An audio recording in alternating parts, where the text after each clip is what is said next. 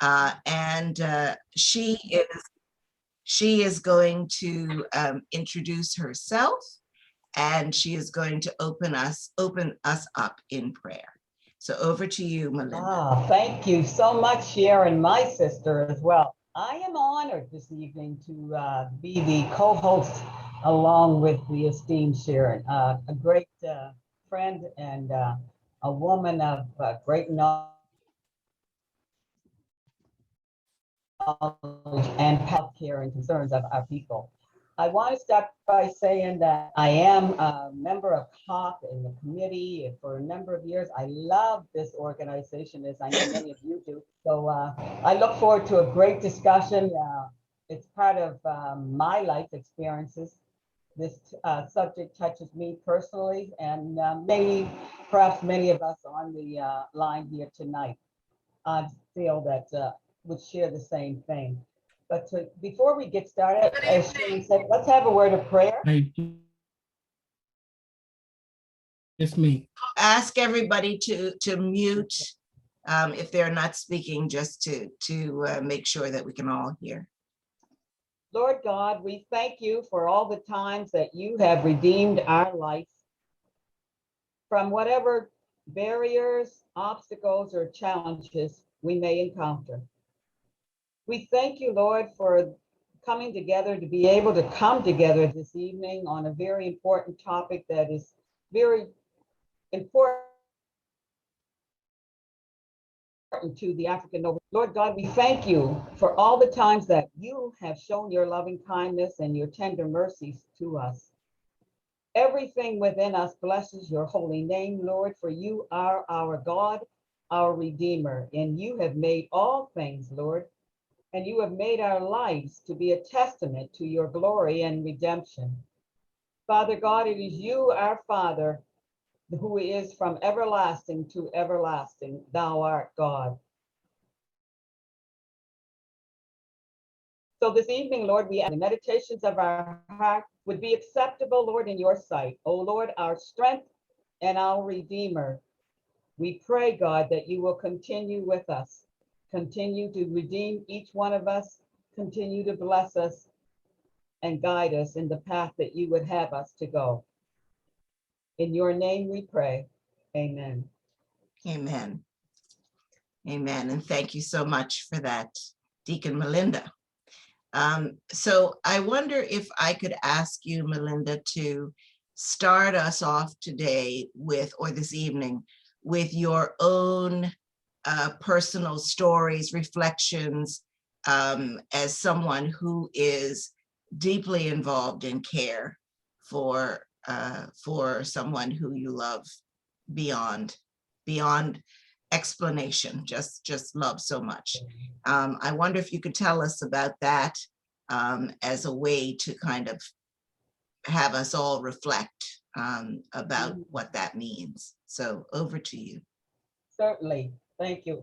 I think for one thing, if you're going to talk about dementia, then you got to get a little personal, and you've got to give folks a little background, because some people may know who Mom is and have seen Mom, and some people may not. So I'll give you a little bit of, she's Mom, an African Nova Scotian woman, grew up in Digby, came and was educated. She's the last of 17 children.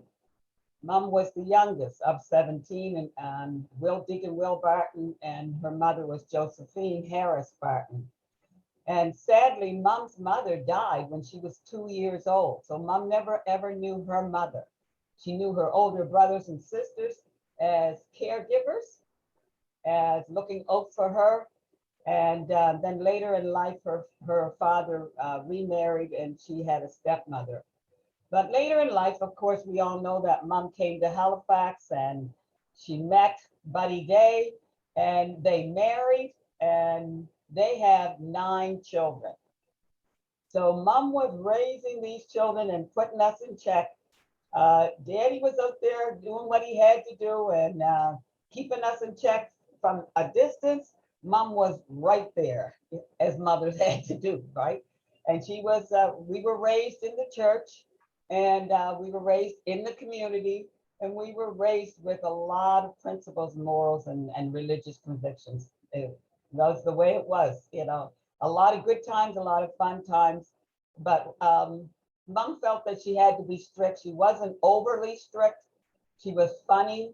She had a lot of sense of humor, but she was strict. And for us older ones, she was particularly strict. The younger ones always said, who's this? We always said, who's this woman? Because she's not the same woman that raised the older ones. The younger ones were a little more lax. But in the later years, and you know, after my father's death, Daddy died young. He died in 1995 at the age of 66. And Mom is still living. She's 89. She'll be 90 though, you know, in a couple of months, right? So, but we saw in the middle 70s is when we began to see something was happening to Mom. And I think there's a movie that speaks to about that. It's entitled that, Something is Happening to Mom. And the forgetfulness, their erratic kind of behavior, very quarrelsome, unfamiliar with a piece of paper, with literature, right? With something that she was supposed to read or something she was supposed to do. And so we began to see little things that were happening. We had a conversation. It was tough because, you know, we were having this conversation with somebody that didn't want to hear it. So we stopped that. Mom does better with the boys in the family. She's one of those mothers that, give me my boys. Them girls get on your nerves. So, but Mom, you know, if the boys brought it up, Mom would go, oh yeah, okay, right. So Buddy and Gil got Mom to agree, and she went to geriatrics, and that's when they gave her those tests, and the doctor realized that something was indeed happening with Miss Day's memory, right? That was a hard thing. And I remember sitting in the office, in the doctor's office with her that day. And while he was going through that and just watching her language and watching her expression, I can only imagine if it was me and somebody was telling me that something's happening with my mind. So strong, so giving, so outgoing, you know, just doing and going and being. And somebody's telling me that something's happening. And you yourself can really, you know, you can take it in that there is something happening with me, because she did recognize that. But to admit it and to say, you know, that was a hard thing. It was so hard that Mom refused the medication, you all. So that was hard for us. That was very hard for us, that Mom refused the medication. And Mom's sisters, she, you know, being the youngest, Mom had already seen some of her sisters go through this. You know, it's sad, but every family seems to have something that they have to deal with in terms of health issues. And in this side of the Barton family, it's dementia and stroke. We have to be careful of that. And so she had seen her other sisters, a few of them had gone through this. And Mom sat there that day and said, no, she didn't want it. So we had her at home. Of course, she lived on her own in Main Street. I lived next door. Eventually, she agreed to, you know, go down and see about making a power of attorney and getting her affairs in order. She agreed to that. She was in her middle 70s at that time. She's in, like I said, 89 now. So we had her at home. We tried to get her to agree to health care. That was hard. So we got her finally in Northwood. Mom's been in Northwood for the last 6 years. I am, and my brother Buddy Jr., we are the personal care workers. We are, you know, I mean, the power of attorney. So we're what Northwood calls the designated caregivers, right? So we're, you know, even though we have, you know, all these other brothers and sisters, we are designated as the ones that you have to go to. And me in particular, being the oldest, I get it. So Northwood, as you all know, can attest to, it's a lovely facility. But in light of what happened last year with COVID, it was very hard. It was, I will say, it was a nightmare for us. The stress of African Nova Scotian families, of our families, of continually hearing every day that somebody's gone, somebody has died. This thing, if we were in the depths of lockdown, shutdown. We were in the depths of you can't visit your mother. So for several months, we did not see our mother, and she did not see us. It took a toll. Mom was used to having visitors. No matter what, we would always come through the door. If they're having 9, she had all of us either one, always visitors and nephews that would always drop in on mom. So for several months, not to have anybody, and with dementia, she's trying to figure out what is going on. Why are these people, and she did reiterate this at one time, she said, why are people going around with masks? Why are they coming in my room with these masks on? Right? So I was trying to explain that several times, because you have these conversations so many times. So that's hard on the caregiver. She's receiving it as if it was the first time. You're having the same conversation over and over. So that was difficult. Those type of things that happen. I remember the floor that mom was on, and it was the 6th floor in Northwood, yeah. And mom has always been negative. So apparently Dalhousie University called and found out that this lady, in the midst of everybody on this floor who was positive, is sitting there with her purse on her lap, like royalty. That's how mom sits. And she's sitting there and just looking around and negative, negative, negative. So I'm saying, okay, they called me and asked, can they use her take blood samples and see what's going on, because obviously she's built up antibiotics. So I had no problem with that. I said, if these things can help anyone in the future, certainly go ahead. They did, and they took the blood. She had to get off that floor. I was trying to work like heck to get her off that floor. That was not easy. So for weeks, mom was in the midst of positive, and I was naturally afraid that one day I might get the call and she's positive. But I made lots of calls to public health, government, whoever I could get to, and with the media talking, about long-term health care across Canada and what's happening. You're very tense, everybody, and you're receiving a lot of phone calls. I received a call from a QE2 health nurse that identified herself as an RN from QE2.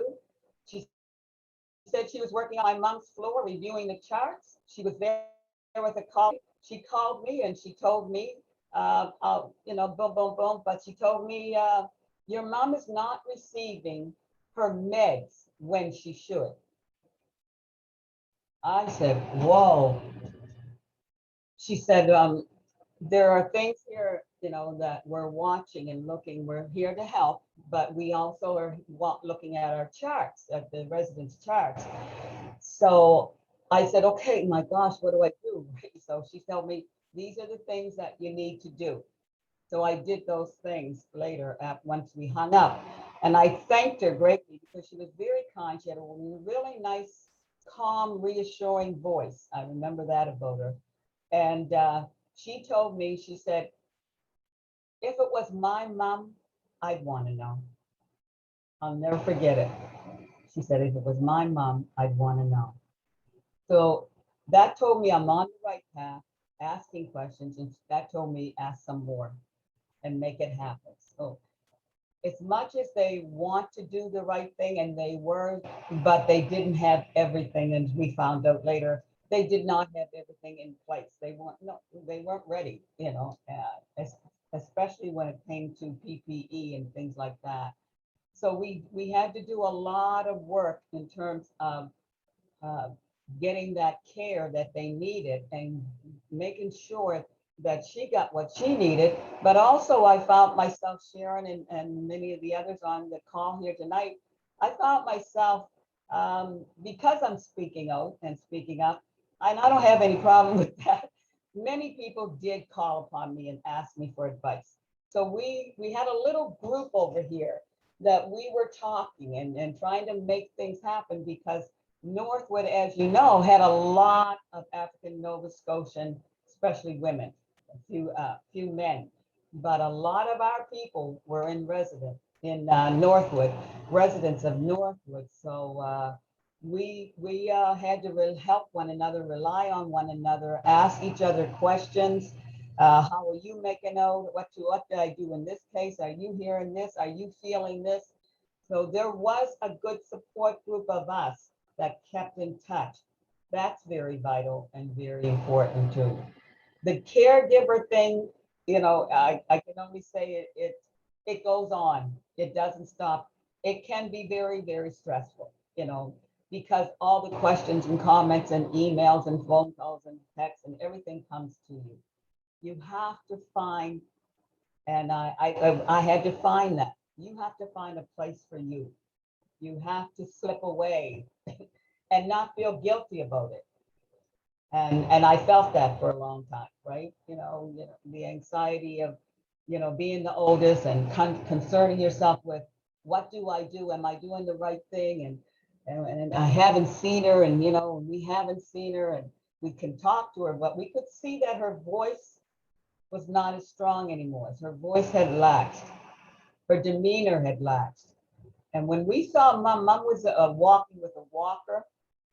Mom was a walker on the commons, as everybody knows, but the dementia affects different parts of your body, and the dementia affected Mom's walk.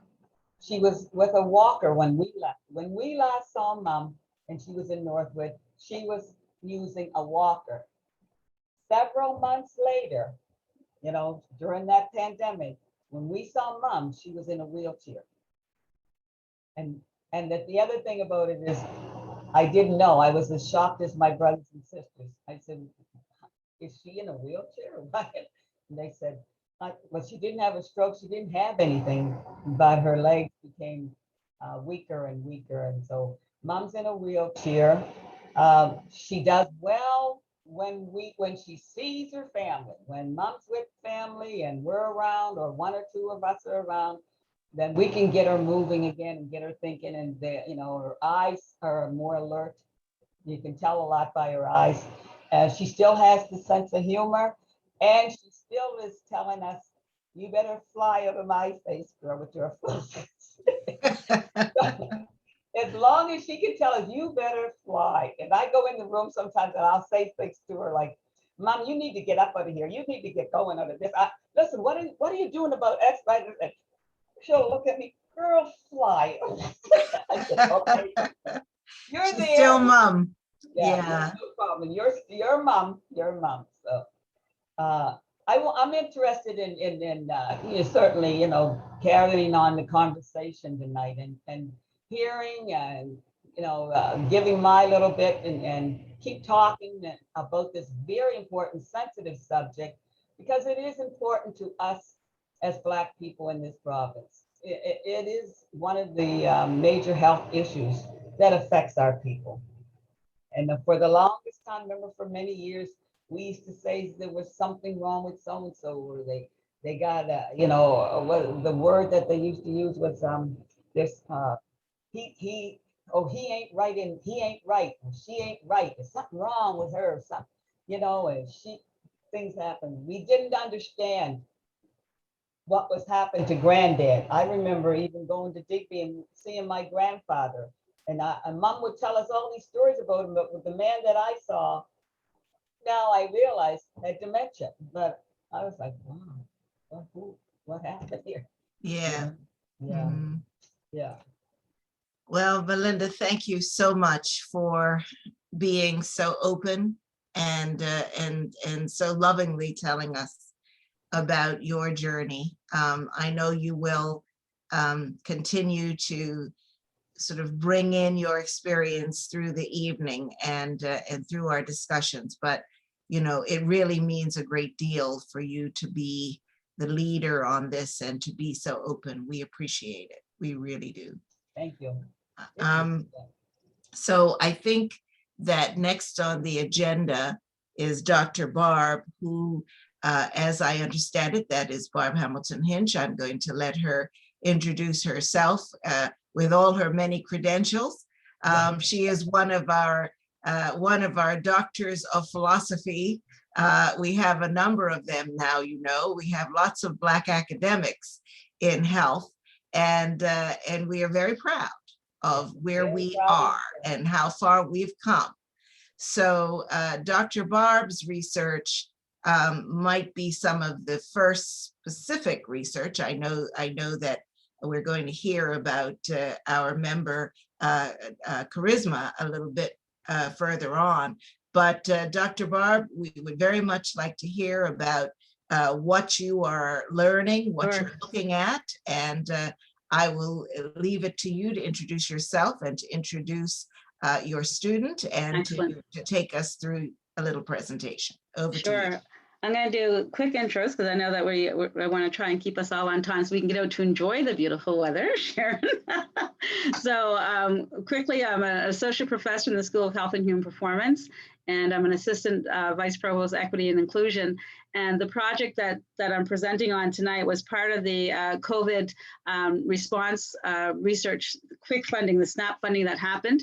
And it's in partnership with St. FX. Actually, Dr. Katie Olbeck was one of the leaders on the research. And within that research, we began to look at a number of different populations that were being affected with dementia and Alzheimer's during COVID. And so myself and two of my students, Mary Lukunda, who you'll hear soon, who's a student in the medical science program at Dalhousie University, was one of my research assistants, as well as Shirley was also another research assistant. But Mary's project was primarily looking at the caregivers of African descent people in Nova Scotia. So she interviewed a number of care providers who were caring for individuals who were struggling or had dementia and Alzheimer's. So we have a very short PowerPoint slide that we'll go through so you can hear our research, and it's ongoing. We're finished with our funding part, but we're looking to apply for more funding to do more research. So I'm just going to share my screen, Carla, if I can. That would be great. And it's always a learning process, no matter how many times in how many talks you share your screen, right? So let me put it in presentation mode. I don't know if it's in it right now. Sorry, I'm just trying to move you all over so I can.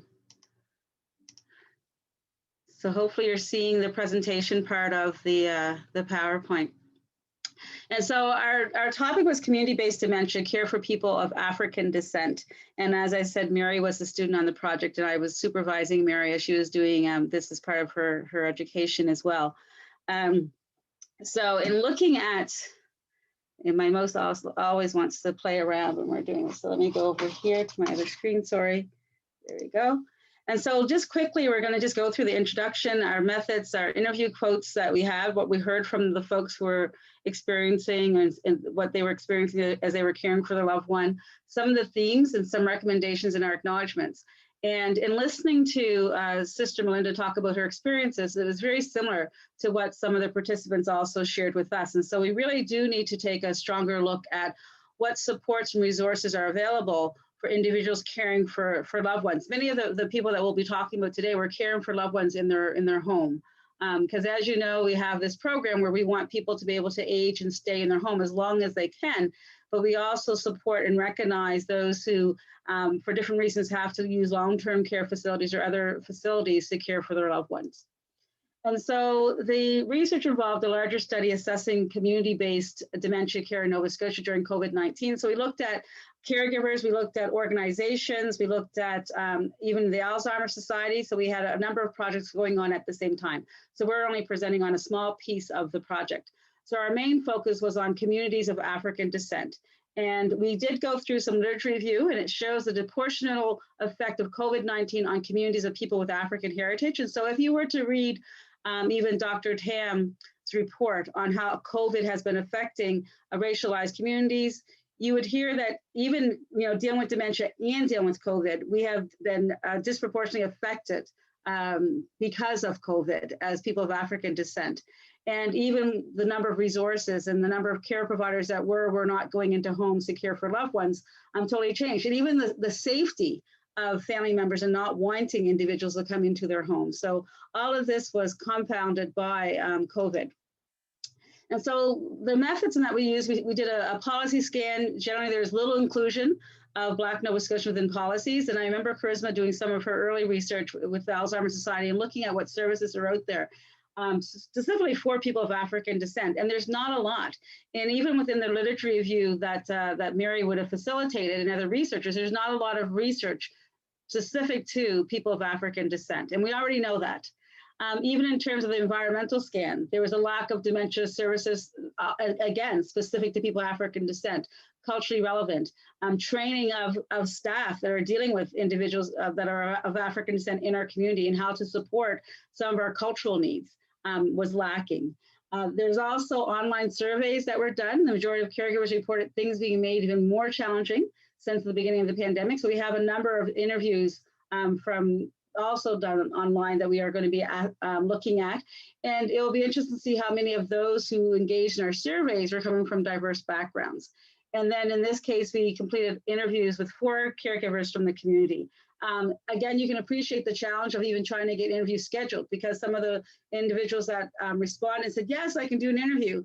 And then the situation of the person they were providing care for changed that then made them have to stay back home or not be able to do our interview. So we continue to try to engage with others in the community. And again, as Ms. Belinda talked about, it's been challenging trying to get some of our members in our community to talk to us about dementia and to talk to us about Alzheimer's, because there is often that shame that's attached to it. And it's like, well, how do you know that I'm caring for someone with it? I don't know if I want to talk about it. And even the delay in getting support of some of the participants, and they talked about, we knew something was going on, but we didn't want to know. And so as soon as they would go to the doctors and find out, then they had to deal with it. So it was quite interesting listening to and reading. And so most of the interviews Mary conducted, and I had the pleasure of being able to read the transcript. So I'm going to turn it over to Mary, who's going to take us through some of the themes and some of what we heard from the participants. So Mary, over to you. Thank you for introducing me. So the major theme that we explored, the major theme that stood out from the interviews was facing the unknown with dementia. And some of the sub-themes as seen on the slide, we have on the margins, the unexpected mark, and where I am, which I'll explain further with the slides. Yeah. Oh, Mary, just go into a little bit more detail. So if I can help you with this. And so Mary and I we're getting ready for it. So within on the margins, there was 3 other that fell underneath, the 3 other sub-themes: the systemic barriers, the advocacy, and the pressure. So even when you heard, again, referring back to Sister Melinda's story, because she said so much into it, the pressure of the family to have to try to care for loved ones and not knowing where to go for support was clear. The unexpected mark, depression, anxiety, mistrust, and the stress that the caregivers had when they were feeling for it. And we heard, again, Sister Melinda talk about the stress of not being able to see her loved one and just the stress of trying to care for her loved one and not having all the skills to necessarily do that. And then where am I? Applicable care and self-care. How do they take care of themselves while caring for someone? So just wanted to extend, because we won't get into all the nitty-gritty of all the themes. Sorry, Mary, go ahead. No, that's okay. That's okay. Yes, for sure. Next slide, please. Thank you. So with facing the unknown of dementia, COVID-19 was pretty new. And so caregivers didn't know how to navigate without any policies in place, without any services, everything just shut down. And so there was nobody to talk to, nobody to ask questions, and nobody really speaking on how the care should proceed with the policies in place, with like social distancing and sort of like the limits of people in the homes. And so a lot of the people just went on to do what they thought would be best. And they still faced pressure from different sides with like the service providers, but also just pressure from like having to deal with everything that they had to deal with, just as like the pressure from their own responsibilities and the responsibilities of taking care of their loved one. Yeah, so as you can see in the quote here on the slide, the participants stated that she checked, the service provider checked in, but she understood like at the time, that was the time when, right when COVID hit and everybody was confused. So nobody knew what was happening. Nobody knew what was going on. And even so, there was no way for them to make there was only, they could only make the best decision that they could in the time that they could have. Yeah. So they weren't even allowed to go into the homes in some cases to provide care. And so Yeah. they were basically trying to coach the care provider how to support their loved one by phone because they weren't able to go into the home to Mhm. provide care.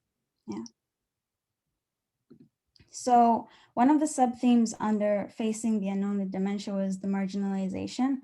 And with marginalization, the community of people of African descent are already marginalized, already marginalized in within the healthcare system. They're already on the margins. They're not part of how the system was constructed, but they're outside of it. And this was prior to COVID. So this was kind of amplified with COVID, and just people weren't able to people weren't able to actively participate and actively depend on the healthcare system because of the experiences they've had before.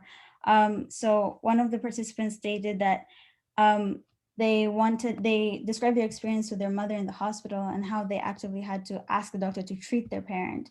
And she said that they didn't want to go to surgery, so they would just get mad and go. And the participants also shared how they actively had to advocate for their family, and that the system was not interested in knowing like the values of the community or the values of the family. They just did what they wanted to do.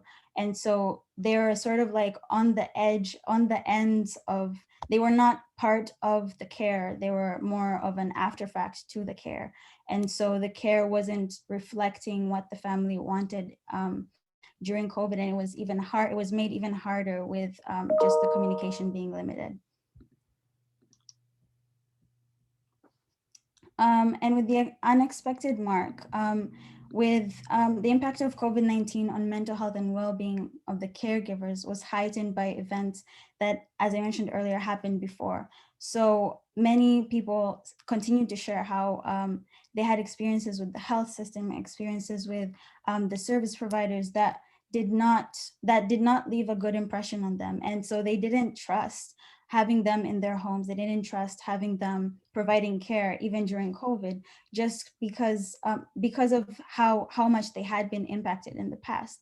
And one of the participants shared how they didn't trust the hospital because the hospital didn't give care to them and give care to their parent, and they had already decided to just let the parent pass away, and the parent ended up surviving.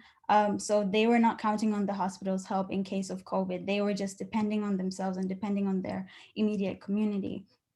And so they were, because of what had happened previously, they had to fend for themselves, and they had to create strategies so that they didn't have to depend on the health system, because they didn't believe that the health system had the best for them, in hand for them. And another participant also shared how they felt the weight of everything going on with just their well-being, having to take care of themselves, having to take care, being the sole caregiver in the home without help from outside or help from service providers. And just there was a lot going on, and they were just feeling the weight of everything with the limited resources that they had during COVID-19. Slide, please. And the third sub-theme that we explored was Where Am I? Where many people were confused and disillusioned by the occurrence of COVID-19 to their care system that they had established prior to COVID. There was so much change in the everyday routine due to the impact of the pandemic that caregivers got lost with all the questions, and there were no answers anywhere.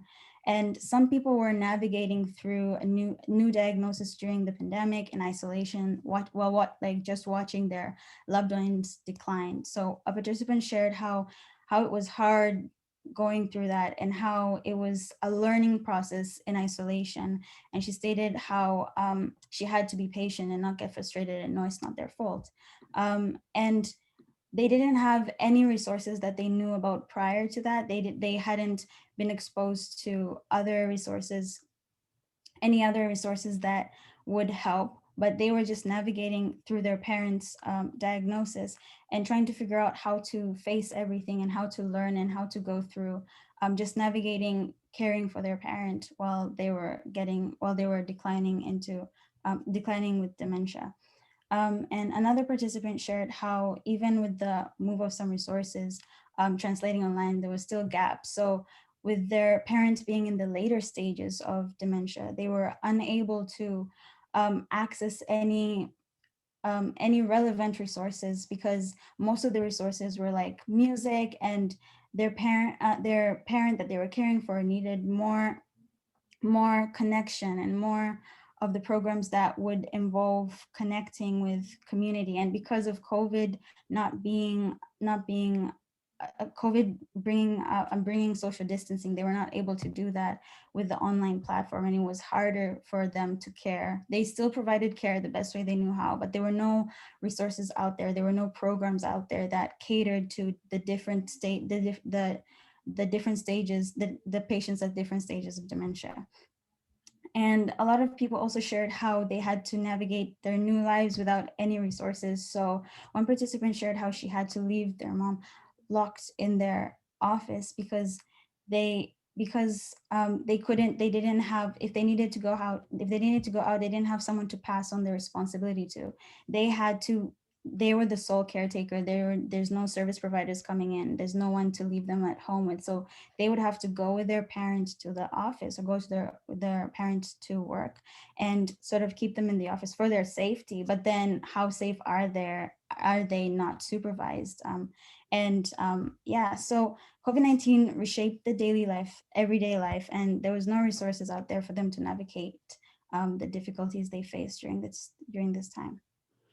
And some participants talked about how they would order different equipment online to try to make their home more safe, and not being able to bring someone in to help set up the equipment. So sometimes the equipment would be set up wrong or it wouldn't work, and they would just get really frustrated with even trying to find resources to try and make the home safe because of the challenges they had trying to care for their loved one at home.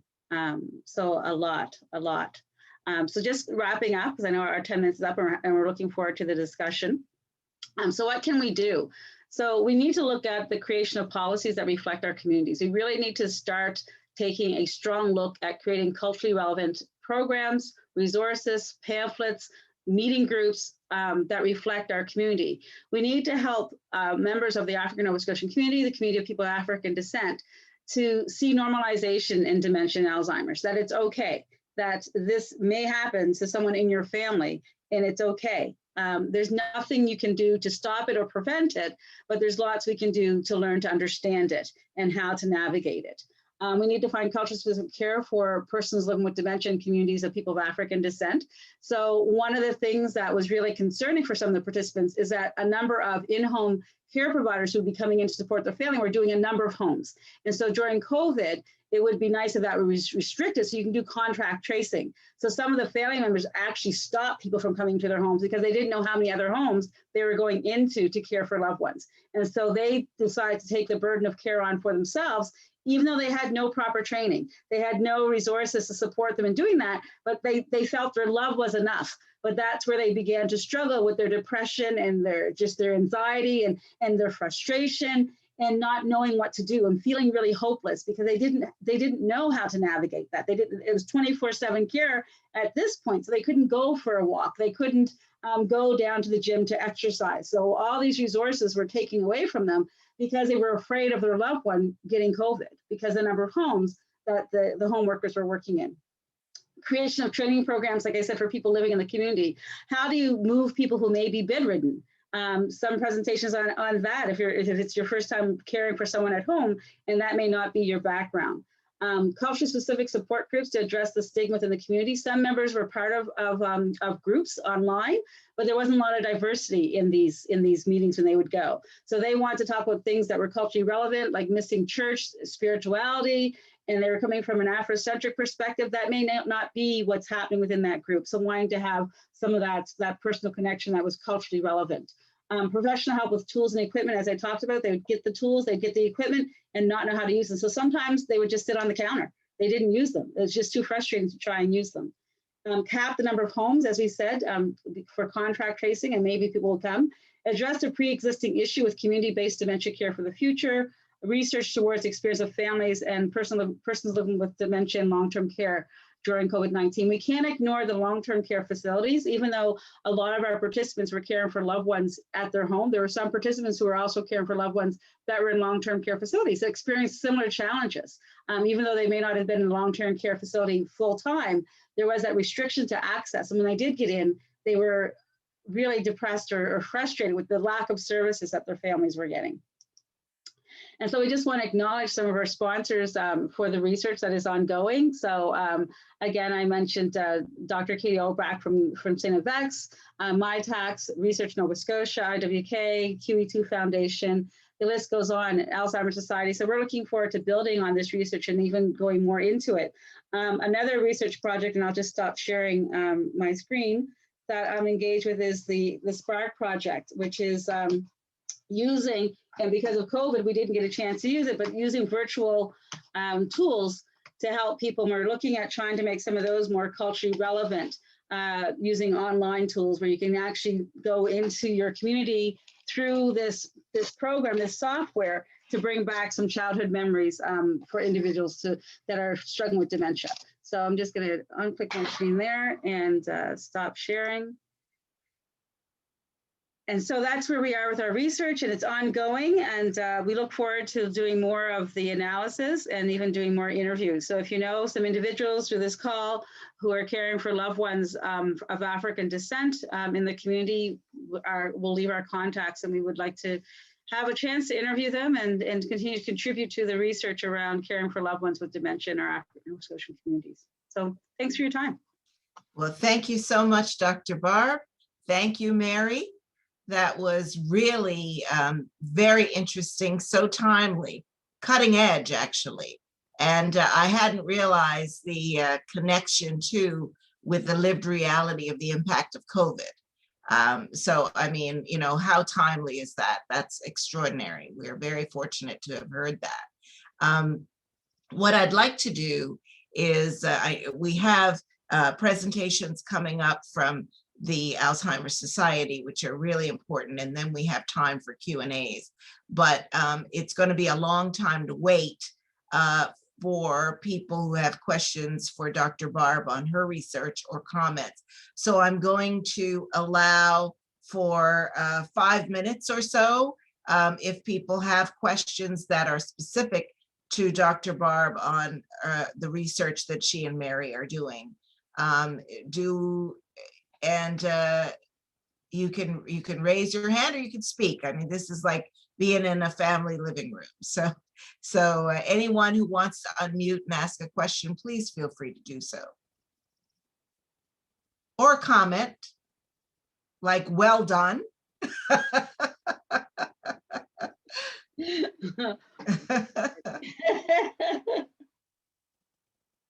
Anyone? I'll make a comment. I know I'm about to speak, but this is really exciting, Dr. Barb Hamilton-Hinch. Working with the Alzheimer's Society of research is a real gap, and it's really exciting to see what your the second to last slide with the hopes, because I think there's a great future in working together, because we have a piece, we're missing some pieces of that puzzle, but we have some pieces of that puzzle. So very, very exciting stuff.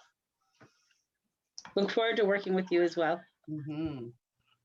That's great. I think it's really great information, and it's good that we're finally starting to get these. It's Maxine Colley, by the way. I can't. Hi, Maxine.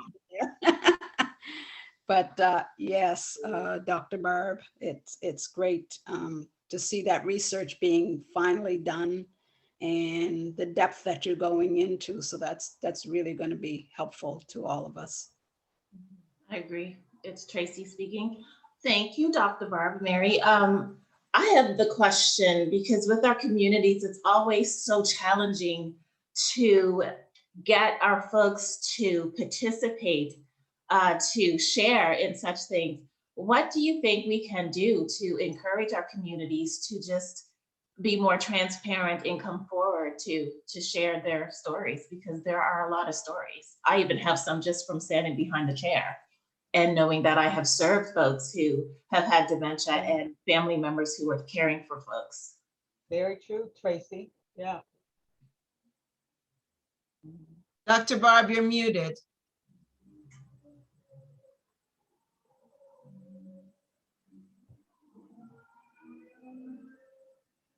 Yeah, Tracy, that's a really good question, because, and that's where we have to normalize dementia and Alzheimer's. The same thing I say about mental health, like we need to make it okay to talk about, because even in our small community of Beachville, I watched, and I'm still watching, one of our elders and a couple who are struggling and living with dementia. And when I say struggling, watching their family trying to care for them. And then we had another young woman that would just walk around the subdivision in Beachville. And people would just sort of say, yeah, turn around, you got to go back home, and trying to keep her safe.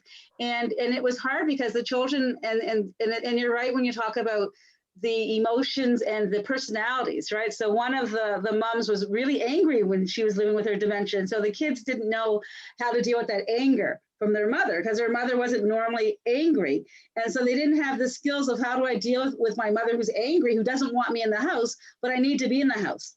So their way of dealing with it was to unplug all the electronics, like unplug the stove and hope that she would be okay, because they didn't know how to deal with it. And they didn't know who to go to say, we need help, because that would be embarrassing for them. And so it was hard watching families struggle in that way.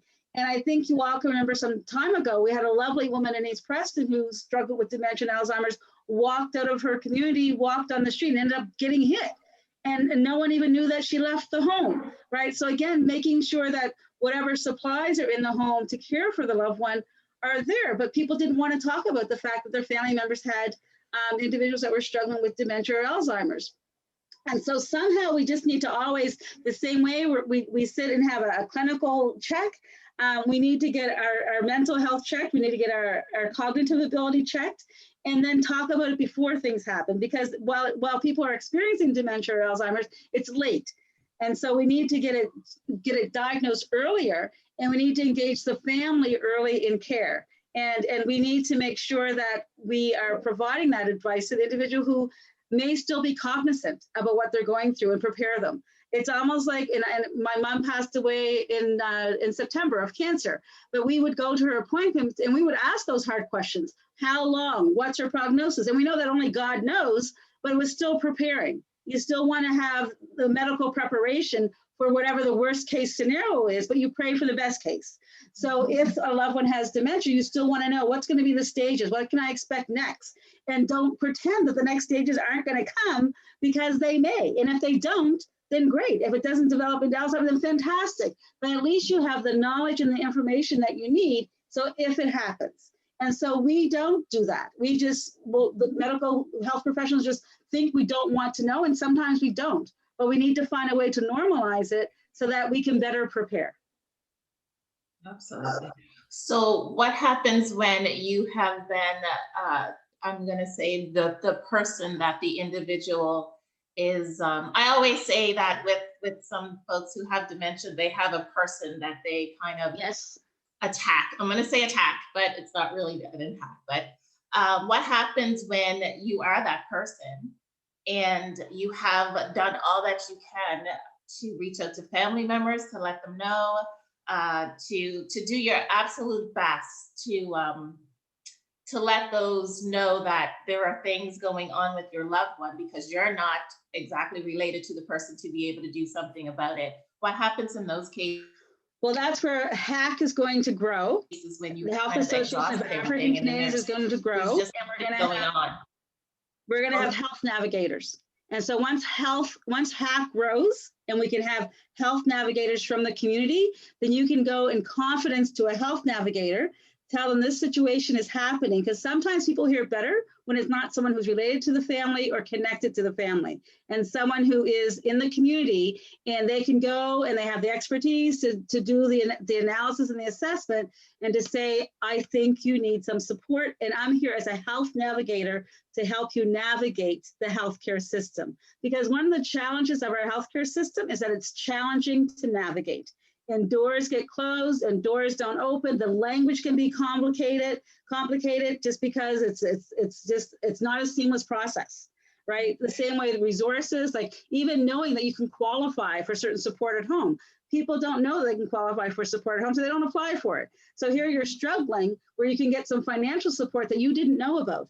So having some amazing health navigators that are of African descent from our community that can work in partnership with other agencies or other healthcare providers, be it a social worker, be it an OT, a PT, whatever that is, to help that family understand that this is what's happening and we're here to help you, as opposed to we're here to shame you.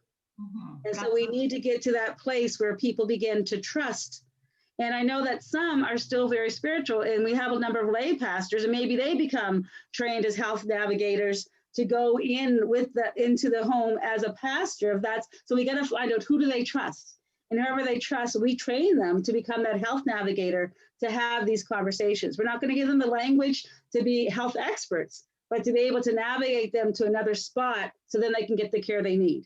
Because that sometimes is all they need, that redirection. So the same way when Melinda talked about they don't want anything to do with the girls. So one of the boys might become the health navigator with support to say, Mom, let's go. Or it might just be one of the pastors that come familiar to Sister Laura's face, and she has this trust and relationship with them. And it's like, okay, I'll go with you. You're my friend. Yeah, I'm your friend, Sister Laura. Let's go see what we can do. And we're going to talk through this. And you got to meet them where they are, right? Like some people are not comfortable with some of the different programs we have for individuals who are living well with dementia or Alzheimer's. Like people are not in favor of some of the doll programs we have in Northwood.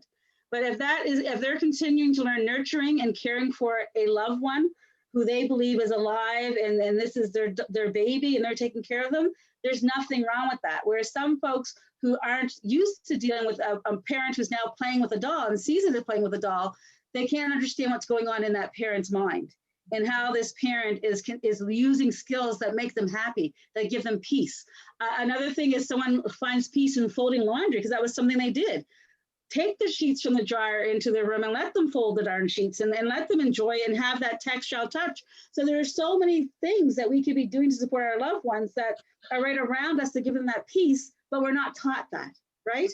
If baking, the smell, then buy a candle that has the baking bread smell, because sensory is so acute with people with Alzheimer's and dementia. So sometimes just those calming smells that they remember as a child, that they remember as a parent, cooking baked bread. If that baked bread smell can be in that room, it has this amazing calming effect on them, right? So we need to help our community understand and navigate some of these easy ways. Music, exactly. And so even in the virtual game that we're developing, we were putting in gospel music. We were putting in Black faces, because the one that the nursing homes now use aren't culturally relevant. So we were changing them out so that they spoke to our community of people of African descent. Because in these virtual games, you can pick music, you can pick communities, you can pick going to church, you can pick toys or arts or crafts. And we have a number of knitters, we have a number of basket weavers. So developing virtual tools that speak to the individuals and what their past and what made them happy. I'm sorry, I went on a long time because this is so exciting for me. It's wonderful. It's so exciting to hear. And, you know, it's an embarrassment of riches, I want to say. But two things I got from that are, when you know better, you do better. Yeah. All right. And our people need to be involved in every part of the health system in order to help lift our people and help ourselves, right? So and on that note, you know, as we say in HAAC, and I know other communities say it as well, nothing about us without us. Well, and on that note, I'm going to hand this over to Kirsty and to Kara from the Alzheimer's Society, who are going to give us a presentation We are going to then, after the presentation, have more of an opportunity, a short one, but an opportunity for questions and comments before the end of the evening. So over to you, Kirsty. Please introduce yourselves, Kirsty and Kara. Not about us without us. That's one of the Alzheimer's Society's taglines. So we're all in good company here. We just, yeah, so many things going through my mind, and I'm going to stick to my notes because otherwise I'll go off. So Kirsty Creighton is my name. The Manager of Program Development at the Alzheimer's Society is one of my roles. And I'm also a new member of HAAC, which is great. Have worked with Sharon and Veronica for the last probably 3 years, and now I'm a member. So look forward to working together. I think I'm going to leave it at that because I want to make sure that Kara has lots of time to present what she wants to. Kara, do you want to just say quickly who you are, and then I'll do my other little bit? Sure. Yeah. So I'm Kara Murgatroyd. I'm the Education and Support Services Coordinator in HRM. So I do a lot of the education, but also support groups and work through the info line. So I work with a lot of families, and yeah, so really, really excited to be able to share with you this evening a little bit about the information, some of the experiences that I've had with families, and answer any questions that you might have as well. So it's really exciting. So stoked to hear about your research, Barb. Really, really excited. That's great. It's awesome. Yeah. So Carla, I think you have the presentation there somewhere out there in the land of Zoom. If you wanted to bring it up. And we'll go through the first couple of slides sort of a little bit faster so we can get right to the next one. We've done that. So the health association, not quite, there we go. So this evening's objectives. So just want to talk a little bit about the partnership between HAAC and the Alzheimer's Society. I'm going to speak briefly about that. Kara's going to do a little bit of dementia education, talking about strategies for living well with dementia. It was so interesting listening to the questions and comments and reflections. It's all stuff that we deal with every day. So lots of opportunities for partnership here. And then just at the end, we're going to look forward because I got a favor to ask everybody at the end of the evening. So next slide, please. And this is Kindness of Charisma. So her name's already been mentioned once, but she did work with us for 8 months. So some of these slides she actually put together. So it began years ago. I was hired 6 years ago to work with the Alzheimer's to do outreach and engagement with diverse communities. And here we are now, six years later. It's taken some time. It began with some connections with the ABSW, with Veronica, I think was the first person I connected with there, and sort of did some education there, and went to a seniors tea, and I think went to Beachville, did a presentation in Beachville. You know, trusting, relationship building, all of that stuff that's so very important. And then one day I made a call to HAAC and I said, we're trying to collect data. Is there anyone there that can help us with data collection? And we began lots and lots more conversations about that. And I was looking for a slightly different angle on it, but glad to hear that that's advanced as well. So for the last 3 years have been connecting with HAAC with my ASNS hat on, and we were able to hire, I think it was August 2019, Charisma Grace to take on a coordinatorship role doing outreach and engagement specifically with African Nova Scotian communities. So you can take it to the next slide. Actually, you can take it 2 slides in. Skip to the next one, Carla. Thank you. So Charisma worked with, we have staff across the province. So ASNS has outreach staff across the province. And Sharon and Veronica gave us the names of what we called HAAC volunteers, who were people across the province, African Nova Scotians across the province involved in their communities. So Charisma connected with ASNS outreach people and HAAC volunteers, and together they had presentations in each of these. Well, there were 10 presentations, so I guess there were a couple in the Halifax area. But you can see dear Charisma went from Whitney Pier down to Yarmouth, and the snow was coming in, and she was very adventurous, and she did an absolutely brilliant job of connecting with people, you know, in culturally relevant ways, obviously, which was the piece that we were hoping for and missing.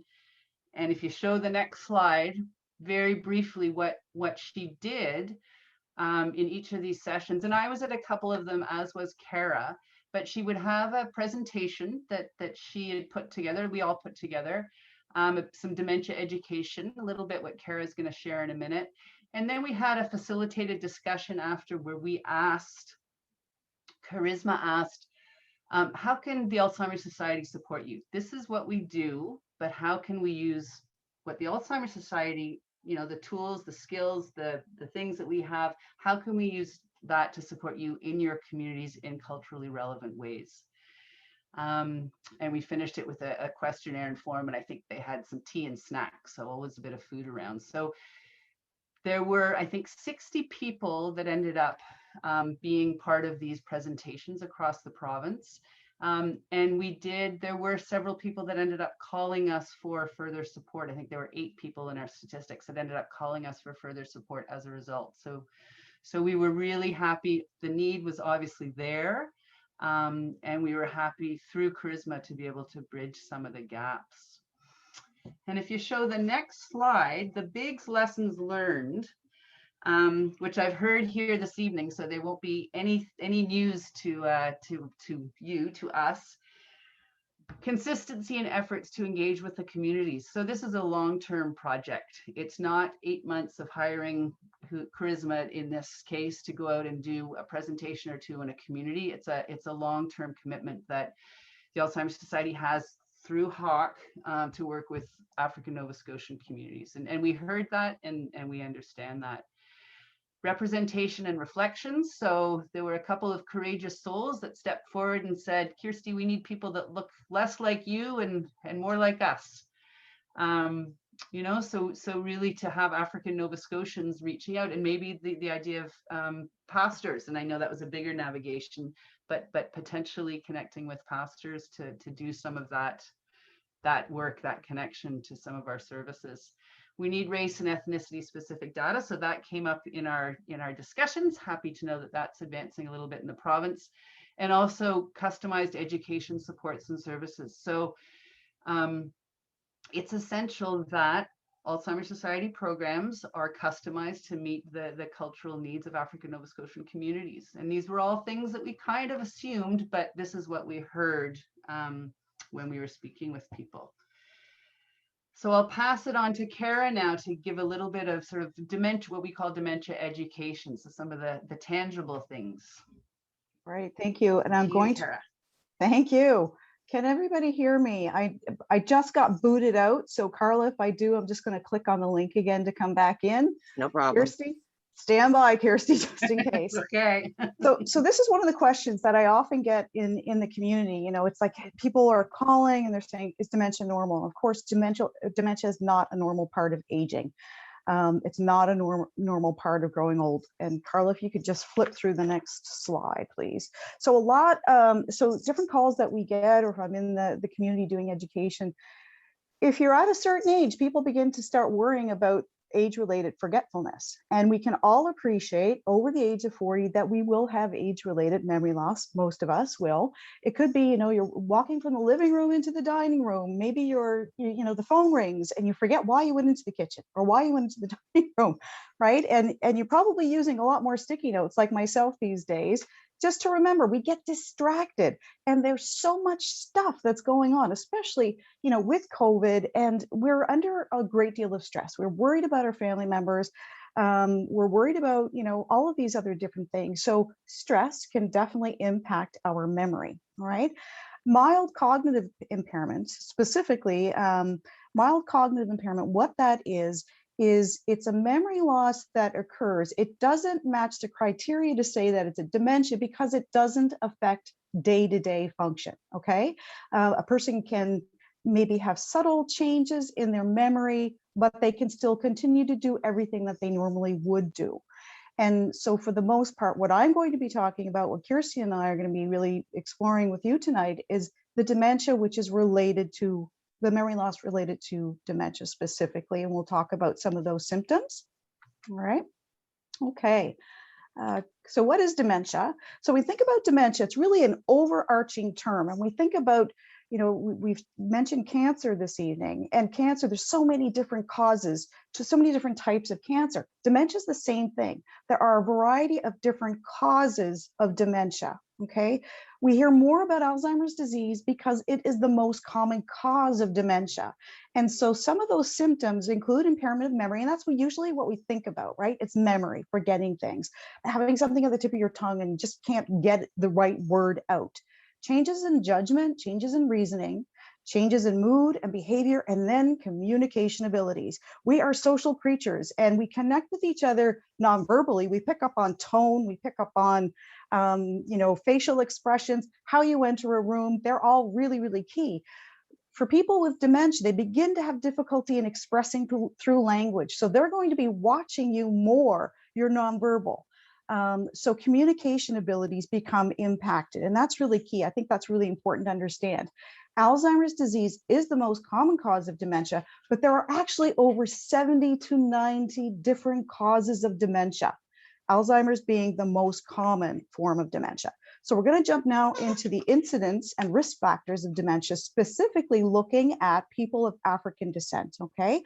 And Charisma would have pulled a lot of the data that she was able to get. It came from the UK and it came from the US because we don't have a lot of data here in Canada. So this data is would have been some of the research that Charisma had done when she was in her role at the Alzheimer's Society of Nova Scotia.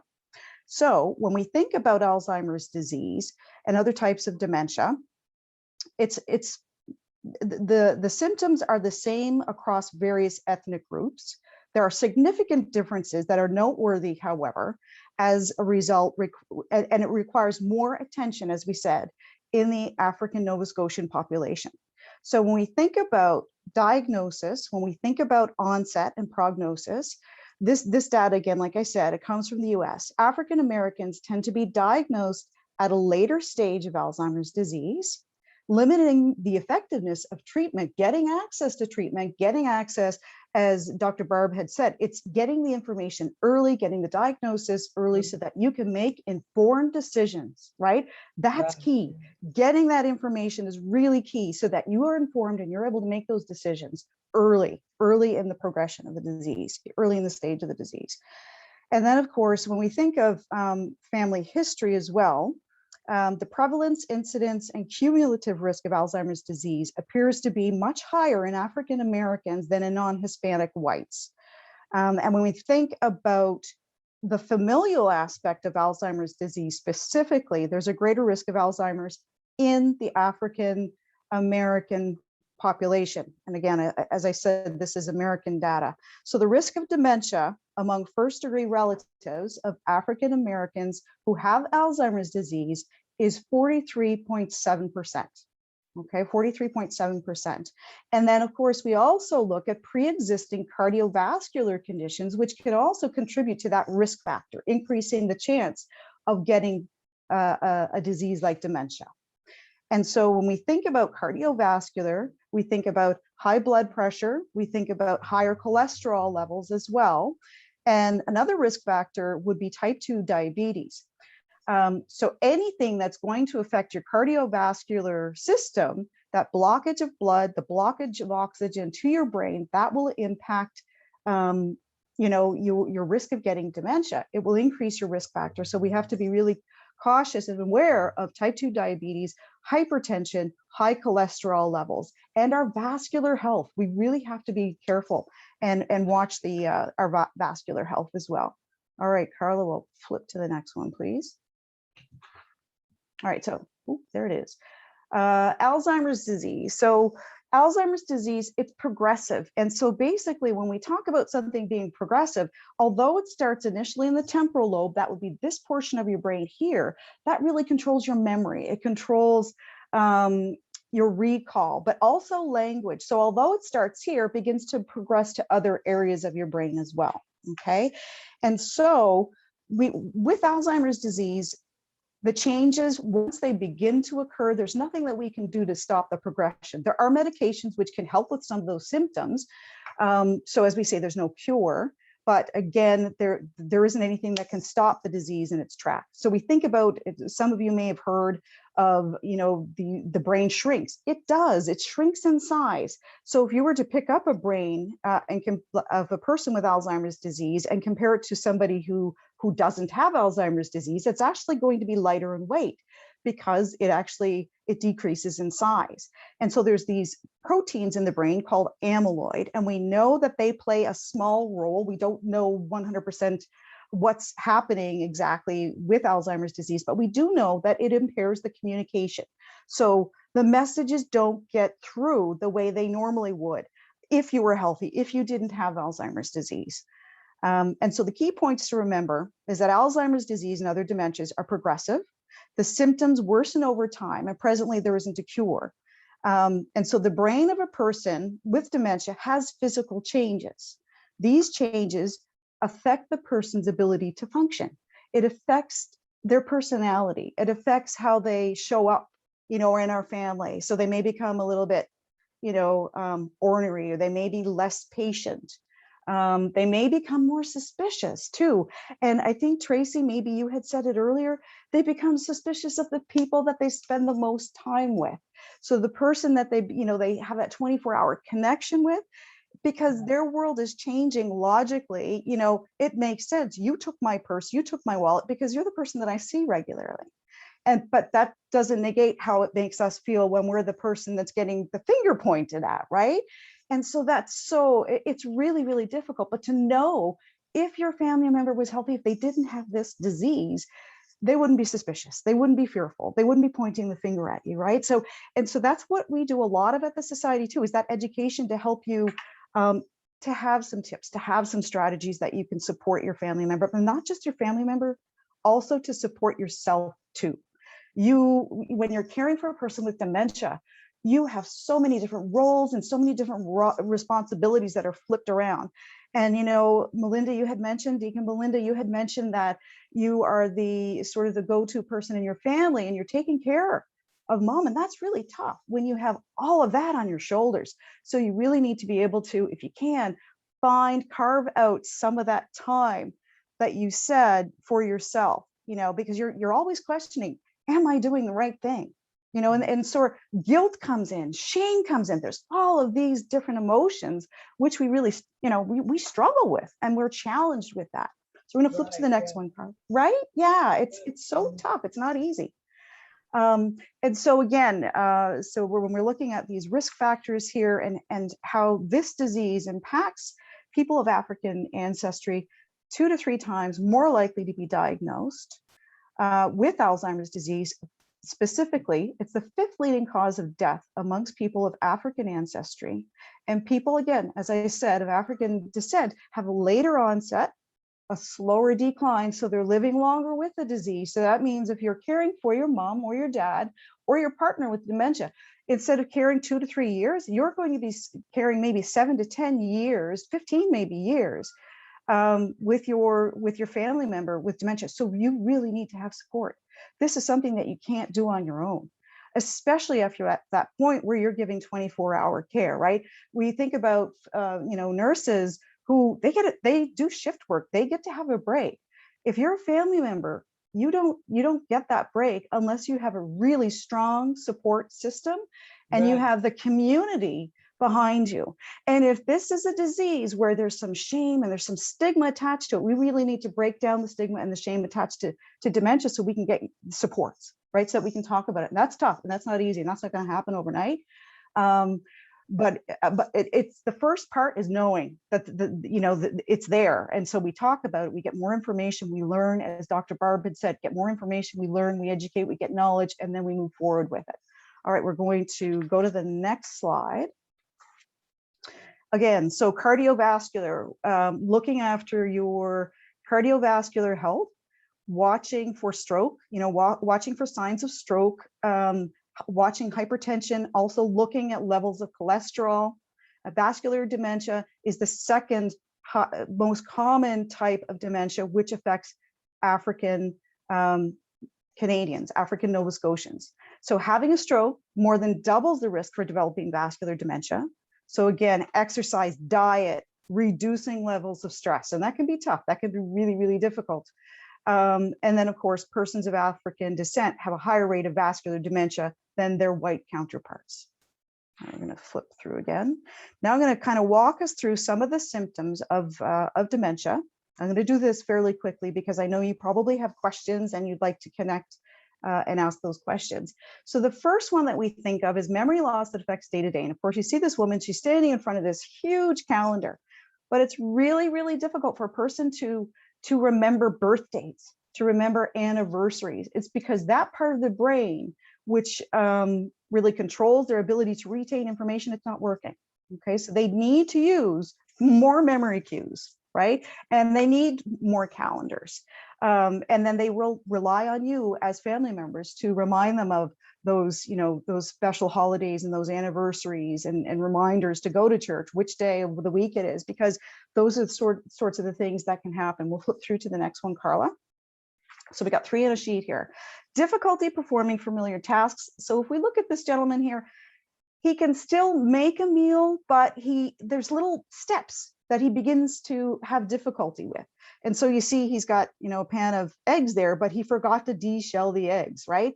So there's those changes that begin to occur with the day-to-day activities. Problems with language. You see a picture of a woman, she's got a pet in her hand, but she can't figure out exactly which word it is. Is it the cat or is it the dog? She's having a hard time trying to figure that out. Then if we look up on the top right, the gentleman there, he's at the end of a hallway and he's disoriented. And we know, as you had said, there were a few family members that had left the house. Maybe, the family member didn't know that mom left and walked out the door. And what happens is for people with dementia, they're not able to orient to get back home again. So that is huge, right? Safety is really huge. At a certain point, early stage people can orient. Some people may still drive. They're tested regularly. But when you're at a point mid-stage, a person will begin to have difficulty. The Tim Hortons that they always used to go to, they may walk out of the door, but they may go left instead of right. And if they go left, they're going to walk in a straight line. So it's going to be really difficult for them to orient back home again. So then we start thinking about ways to ensure safety to our family members with dementia. Carla, we'll flip forward again. So impaired judgment. We see this woman, she's waiting for Metro Transit. It's snowing. Obviously, her judgment is impaired. So she's got light shoes, light clothing on. And that's what we see happening, right? A person may overestimate their abilities. They may think that they're home in their own home and they're cooking their meals and they're taking their medications and they're having a bath every day of the week. But in fact, it's maybe it's the adult, the older sibling, the older child in the family who's preparing the meals and bringing them in, who's reminding them, hey, Dad, you didn't have a shower, today, we've got to get you in the shower, doing the wash, all of these things. So again, it's those changes in roles and responsibility. Problems with abstract thinking.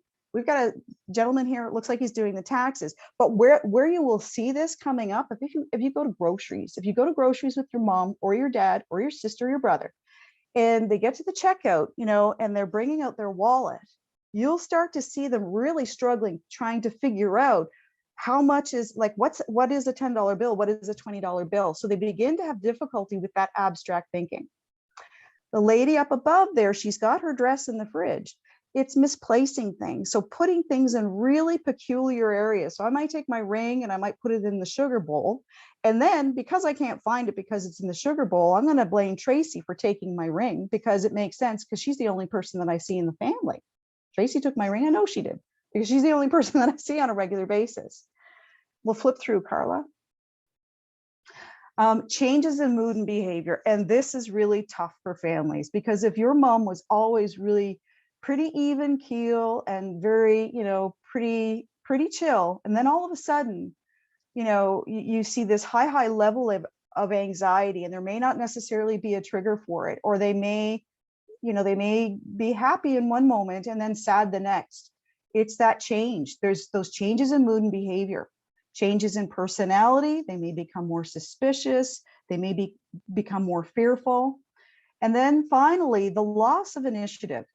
And I think partners might, if you have a relationship, so if it's your partner that's starting to fall back on doing the things, not wanting to go to church, not wanting to to go for dinner to the family. You know, if you have family dinner on Sunday or Saturday, whatever it is, and all of a sudden, you know, Lou doesn't want to go anymore. He doesn't want to go. It's because it's that part of the brain that controls our initiative, our get up and go. It's kind of like it's on pause mode. And that's where it kind of comes in again on the family who recognize that this is a disease and it impairs, you know, dad's ability to get up and go. It's cueing and engaging and inviting our family members to maintain their faith, to maintain their connections within the community, within their friends, within their family, because that will be increasingly more difficult. We know to stay healthy, to be healthy with this disease, you really need those social connections. That's key. One of the most important things that we can possibly do. All right, we're going to flip through to the next one. These are these are risk factors. We talked about some of them already. So risk factor, when we talk about risk factors, it's any attribute, any characteristic or exposure of an individual that increases the likelihood of getting or developing a specific disease. And so these are all pertinent to Alzheimer's disease, this beautiful circle here that Charisma had created. Age, we know, is the greatest risk, being over the age of 65. However, we do know that people under the age of 65 do also get dementia. But from a risk factor, age is the greatest risk. So for people of African ancestry, there's also an increased risk as well. There's 2 to 3 times more likely to develop Alzheimer's disease for people of African ancestry. Women, as women, we are at an increased risk as well. Why? There's some research going into other reasons, but we live longer. By virtue of the fact that we live longer, we're at an increased risk of getting various diseases. But there's also researchers that are looking at the role that estrogen plays. So we have a decreased supply of estrogen as we age. There's some research looking into that. Family history. So we do know that the familial type of Alzheimer's disease, for some families, it's very rare. It's only 1% of the population, but there's an increased risk for those families who have the familial type of Alzheimer's disease. Genetics, so there's specific genes, and the gene specifically for people of African descent, it sounds like an odd name. It's ABCD7. It's that specific gene which causes an increased risk for people of African descent. And then there's also the ApoE4 allele. I don't want to get too much into genetics because I'm not a geneticist, so I don't really want to go there. I don't have a lot of key information about that. But another strong genetic component for Alzheimer's disease is for people who have Down syndrome. And so for Down syndrome, it's amyloid, and amyloid is found on the 21st chromosome. And so for people with Down syndrome, they have 3 copies of this chromosome, so they have more amyloid. So there's more risk of getting Alzheimer's disease. So these 3, or sorry, the 1, 2, 3, 4, 5. The red bubbles are all things that we can't change. They're not modifiable. The yellow bubbles, though, however, are modifiable. There are things that we can do to try to manage our risk and reduce the risk.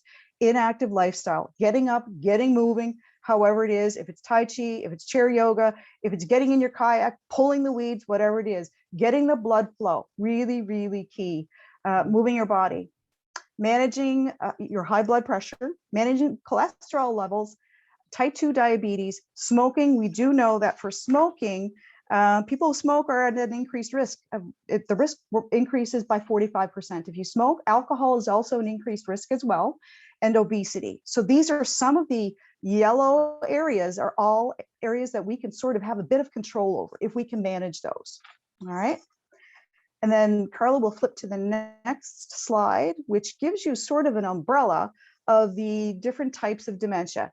Alzheimer's disease is the most common form, representing 50 to 70%, 75% of the different causes. Vascular, the second, and we know Alzheimer's disease and vascular dementia affect people of African descent more. So those are the keys. Cardiovascular, we really want to watch your cardiovascular health.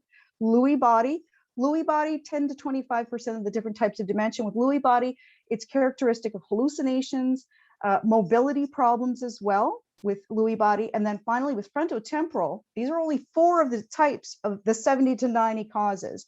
Frontotemporal affects the frontal cortex, which affects your personality, which affects your behavior. So a person begins to say things or do things that are inappropriate. Yeah, so that would be frontotemporal lobe dementia. All right. And we'll flip through. Okay. So after going through all of those different slides, we know of the impact that caring for a person with dementia has on the family. And there are a variety of emotions that people feel. These are all normal emotions, you know, to have. Denial is one. Sadness, guilt, anger, fear, hopelessness, and grief. All of these different emotions that people will experience. And so for families that, you know, we've been working with through the years, I've been working with the Alzheimer's Society for 12 years. And, you know, that's the thing, that guilt, it's a feeling like we've done something wrong or we haven't done enough, or we feel guilty because we might want to eke out, you know, maybe a half hour of our time to run to the grocery store to get some groceries or to go to the dentist, you know, like there's all guilt sort of follows family members around. And the key is, you know, you really have to take care of yourself and to sort of try to get past that guilt. And I think if we normalize this, if we normalize talking about dementia, talking about mental health issues, because dementia is a mental health issue, the more we talk about it, the more we understand that we're not alone, we're not as isolated. And I think that's what part of the shame comes from, feeling like we're isolated too, not wanting to talk about it. And I think if we talk about it more, it's easier. It lightens the load, I believe, a little bit. And there's something specifically with Alzheimer's disease, specifically with dementia, it's ambiguous, and it's called ambiguous for a reason. It's ambiguous loss. And what happens with ambiguous loss is, you know, you're grieving, there's the loss and the grief, which is felt when the person with dementia is physically here, but they may not be mentally or emotionally present like they were before. So if it was your mom that used to call on the phone to check in with, and she was the person who always gave you those little nuggets, pearls of wisdom. And now it's like, oh my goodness, you know, like that relationship has changed. And now you may feel like you're parenting your parent possibly, you know, it's a huge, huge reversal. And with that, there are so many different emotions that can occur. They're normal, they're natural, and we need to talk about them. We need to talk about them so that it doesn't make us sick. We need to look after ourselves. We have to look after our wellness in this, you know, in this support. You're supporting a person, but to support your mom, your dad, your sister, your brother, you need to take care of yourself first. And that's one of the really key things I hope that you take away too from this, is reaching out and getting the support. And so the next slide, actually, Carla, will be how you can connect. And that's where we can help. I'm going to hand it over to you. I was just going to say, so tell us about that, because we're nearing 8 and we won't have a chance to have questions, but please, people, write questions into HAAC, and we can get some answers to you. And so I want to, because we're so late in this, Sister Melinda, I think I'm going to hand it over to Kirsty to take us out. Because we did promise we would end on time. Is that okay? Is that okay, Melinda? I can't see. Oh my gosh, yeah, I was going to say, she's given us a wealth of information, and so real, so very good information. And I was shaking my head, and I know many of us were indeed. I know that there are indeed questions and comments, and we could sit here, but we can't. But it is good. And anyone that does, like Sharon said, if you have a question or comment, come in real quick with it right now, because we've got a wealth of information here tonight, a great discussion. Thank you. And I think the conversation can and will for sure continue with HAAC, but so how can we help? We offer information, education, and support to people living with dementia, to their caregivers, and that can mean family, that can be friends, that can be family that lives away, to communities. Someone talked about education for communities, to healthcare workers. So this way, like, I was laughing when poor Kara was trying to talk about care for the caregiver in 5 minutes, because we have, you know, multiple hour sessions that dig far deeper into that. So here is the phone number. There's a 1-800 number for the province and the 422 number for the city. So feel free to call that and ask. You can even ask, message for me if it's about partnership development and working with African Nova Scotian communities. Kara works our info line, sort of our helpline, or just call and ask your question, or send a question off to HAAC and they'll get it to us. And then I told you at the very beginning that I was going to have a favor to ask. So I'm going to ask it now. And that is that in the coming months, our hope and intention is to hire or to put out a job posting for a designated African Nova Scotian staff person to continue the great work that Charisma has done in reaching out and engaging with African Nova Scotians across the province. So when you see that in your inbox or your HAAC email or wherever, or take a look on our website too, please share it and share it widely. And we'll be looking for someone at this point, probably with a background in community development, adult education, knowledge of Black communities and experiences with Social healthcare work. systems, maybe a little knowledge of dementia even there. But we're really committed to keeping this work and moving forward, and really excited about the people who are on the call tonight. And too bad we weren't all doing it in person over a cup of tea, but at least we're doing it this way for now. So thank you to Sharon and HAAC and us, because now I'm a member, for making this happen. Exactly. You're in it now. And thank you so much, Kirsty. Thank you so much, Kara. Fabulous information. Bernadette had her hand raised. Yeah. Bernadette, I see you. You have 15 seconds. 15 No pressure, seconds. no pressure at all. No, there's always pressure when you give him 15 seconds. I think that we should take a poll and ask if we can stay on for 15 more minutes. Because that's a lot of information to not pass questions on to and not be able to have them answered. That was a lot of information to take in. But as Dr. Barb said, and so many others, that our communities are definitely needing this information. So thank you to my own sister, Dr. Barb, and to Kirsty and Kara and Mary for the presentation, because most of us around here are dealing with aging parents now and community members that we're seeing this happening to. And we want to give as much support as we have. And because our churches have not been open because of the pandemic, a lot of our seniors are in isolation, dealing with this. And we need to be able to reach out to them and let them know. So we do need the community navigators. We do need the community support. And we need to hold more sessions like this. We can't have a one-off once a month or once every 6 months. It needs to be ongoing in community. Every community, we need to take it to our communities. If they're not going to come on this line, we have to have one in North Preston, East Preston, Cherrybrook, Lake Bloom, Upper Hammonds Plains, Upper Big Chakotay, and hopefully with your hiring this new person. But to have one person to do our province is not even reasonable.